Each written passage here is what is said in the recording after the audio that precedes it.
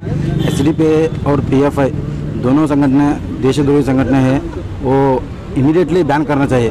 जो हत्या हो रहे हिंदू लोगों का कहाँ हत्या हो रहे, सभी में एसडीपी और पीएफआई का पात्र है। इसलिए हम अति जल्दी इमीडिएटली पीएफआई और एसडीपी बैन करना, नहीं तो हम स्टेट बंद करके होराट करने वाले हैं। बोल को ये मीडिया से सीएम को मनवी कर रहे हैं। जय श्री राम। पहले तो इनको ये नहीं मालूम, एसडीपीआई का फुल फॉर्म इनको नहीं मालूम।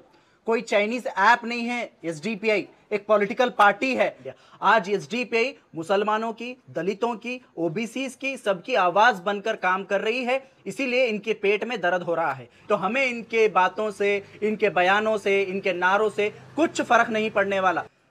देखिए, सबसे पहले तो आज सुबह जो प्रोटेस्ट हुआ है गुलबर्गा में, वो प्रोटेस्ट ये लगता है कि टोटली एक फैब्रिकेटेड ये डिमांड्स लेकर यहाँ पर आए हैं।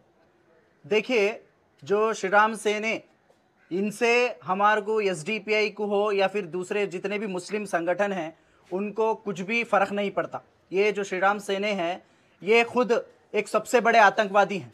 ये दूसरों को पर आतंकवादी का ये तोहमत लगा रहे हैं, एहतजाज में आतंकवादी संगठन कह रहे हैं। पहले तो इनको ये नहीं मालूम, एसडीपीआई का फुल फॉर्म इनको नहीं मालूम। Social Democratic Party of India, it is a political party, it is not a organisation. ये लोग संगठन बोलकर एसडीपीआई को बैन करने की बात कर रहे हैं। कोई चाइनीज ऐप नहीं है एसडीपीआई, एक पॉलिटिकल पार्टी है। इसके इलेक्टेड रिप्रेजेंटेटिव्स हैं। ग्राम पंचायत से लेकर कॉरपोरेशन से लेकर तमाम जगहों पर असेंबली और पार्लियामेंट इलेक्शन लड़ती है एसडीपीआई, और इलेक्शन कमीशन ऑफ इंडिया में रजिस्टर्ड है एसडीपीआई। लेकिन ये लोग एसडीपीआई को ऐसा समझ रहे हैं कि कोई चाइनीज ऐप बैन करने की बात करते हैं ना, उस तरीके से ये लोग बात कर रहे हैं। तो सबसे पहले ये श्री राम सेने अपने आप को खुद के अंदर झांक कर देखे, इनके कारनामे क्या हैं। इन्होंने सिंदगी में, जहां पर सिंदगी के तहसील ऑफिस में पाकिस्तान का झंडा लहराने वाले यही श्री राम सेने वाले हैं, जो जेल भी जाकर आए हैं और केस भी इनके ऊपर हुआ है। और ऐसे कई क्राइम्स, ऐसे कई आतंकवादी चीज़ों में ये लोग इन्वॉल्व हैं, श्री राम सेने के लोग। तो ये लोग हमारे को बोलने की ज़रूरत नहीं है। और दूसरी चीज़, ये खुद गोवा में और महाराष्ट्र में और कई जगहों पर बैंड है श्री राम सेने। प्रमोद मुतल्लिक बैंड है, और सिद्धलिंगया स्वामी कई जगहों पर बैंड लगा चुके हैं इन लोगों के ऊपर, और कई क्रिमिनल केसेस इन लोगों के ऊपर बुक हैं। तो ये लोग आकर हमारे को लेक्चर दे रहे हैं, हमें इनके लेक्चर की ज़रूरत नहीं है। और दूसरी चीज़, जो बीजेपी सरकार है, ये जो बीजेपी गवर्नमेंट है, ये अपने जो भी, जब कभी इनको जब लगता है कि अवाम इनसे भरोसा छोड़ रही है, जब कभी लगता है अवाम इनका साथ छोड़ रही है, तो तब ये लाशों पर सियासत करते हैं। इनकी सियासत हमेशा लाशों पर होती है। आप देखिए, तमाम जगहों पर सिर्फ लाशों के ऊपर सियासत करते हैं। सुसाइड अगर होता है तो उस पर भी ये लोग सियासत करते हैं। कोई मर्डर होता है उस पर भी ये लोग सियासत करते हैं। कोई नेचुरल डेथ होती है उस पर भी ये लोग सियासत करते हैं। इनकी तारीख है, जब से 2014 से पहले से हम देखते आ रहे हैं कि इनकी तारीख है ये करने का, इनका एक ये मंशा है। क्योंकि अब कर्नाटका में बसवराज बोम्मई सरकार जो है, ये टोटली फेलियर हो चुकी है, इसीलिए ये लोग इस तरीके से कह रहे हैं।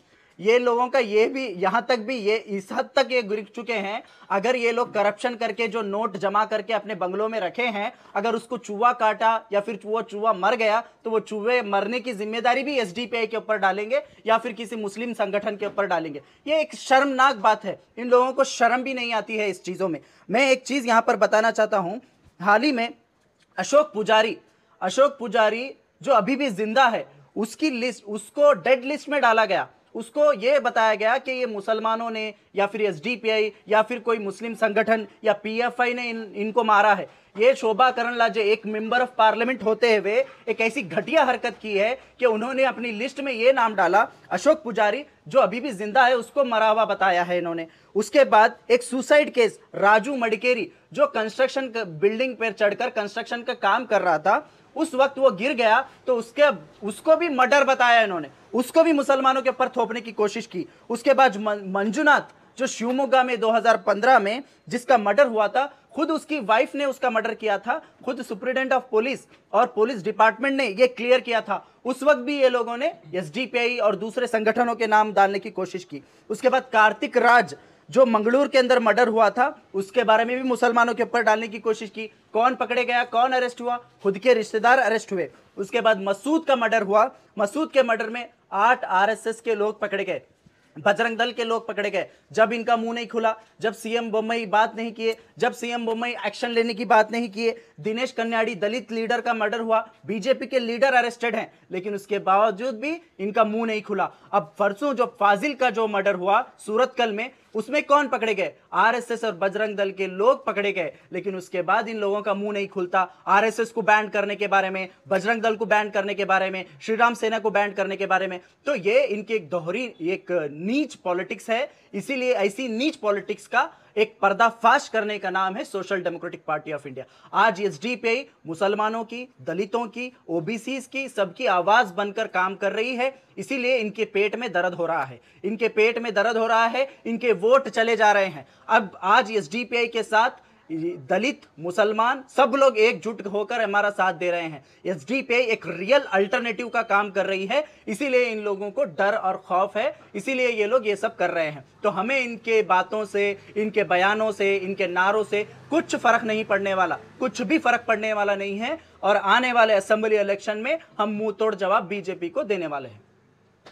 वो लोग साफ साफ करें कि जो भी हिंदू के साथ हो रहा है, जो कोई हिंदू को मार रहे हैं या फिर कोई हिंदू मर रहा है, ऐसा सुनने में आ रही है न्यूज़, तो उसके पीछे पीएफआई और एसडीपीआई का हाथ है। नहीं, उनका काम ही वो है। देखिए, जब भी पुलिस, अभी एक इन्वेस्टिगेशन चल रहा है, अभी एक इन्वेस्टिगेशन को आप डाइवर्ट करने की कोशिश कर रहे हैं, तो ये एक चाल है बीजेपी की। ये हमेशा यही काम करते हैं। आखिर में ओपन होता है कि ये बीजेपी के लोग या फिर दूसरे कोई रेवलरी से या फिर कुछ भी ऐसा कुछ हुआ बोलकर नजर आता है। तो ये इनका काम है। वजह क्या है सर आप पे इस तरह लगाने की? मैं बोला ना, वजह एक ही है, एसडीपीआई एक रियल अल्टरनेटिव है। आज कांग्रेस ईडी की ऑफिस में बैठी हुई है, आज दूसरे दीगर पॉलिटिकल पार्टीज को खमाया जा रहा है, उनके फाइल्स ओपन किए जा रहे हैं, लेकिन एसडीपीआई की फाइल कोई ओपन नहीं कर सकता और ना ही कोई एसडीपीआई की फाइल है। इसीलिए वो हमारे को ऐसी चीजों से डराने की कोशिश कर रहे हैं, लेकिन हम लोग डरने वाले नहीं हैं। हम लोग संवैधानिक अधिकारियों के साथ लड़ने वाले हैं। एक लास्ट सुबह जो राम सेना मेंबर्स का जो स्टेटमेंट आया है, उनको क्या कहना चाहेंगे आप? उनको यही कहना चाहूंगा, खुद तो उनको पॉलिटिकल अवेयरनेस नहीं है और साथ ही साथ एसडीपीआई के बारे में उनको मालूम नहीं है। और वो ऐसे अल्फाज है, मैं देखा वीडियो कोई भेजे थे मुझे, मैं देखा उसके अंदर उन लोगों को बोलने तक नहीं आ रहा। अगर उनको हिंदी बोलने नहीं आता तो कन्नड़ा में तो बोलें, कन्नड़ा की मातृभाषा में बारे में बार बार बड़े बड़ी बातें करते हैं तो कन्नड़ा में बात करें। अगर वाकई में बात करना हो तो हम भी कन्नड़ा में जवाब देंगे। तो ये एक दोगलापन है उन लोगों का। उनको एक, वो कहाँ से लेकर आए थे उनको हम पहचानते भी नहीं। वो कौन से तो गांव से उठाकर किराए के टट्टुओं को लेकर वो लोग प्रोटेस्ट किए हैं। उनके पास कोई आने वाला नहीं है। गुलबर्गा हो या कर्नाटका स्टेट हो, एक यहाँ पर एक जिम्मेदार जनता रहने वाली लोग हैं और ये पूरे देश को ये बताने वाले लोग हैं कि हम आने वाले असेंबली इलेक्शन में एक रियल अल्टरनेटिव आज चुन चुके हैं, जिसका नाम है social Democratic Party of India.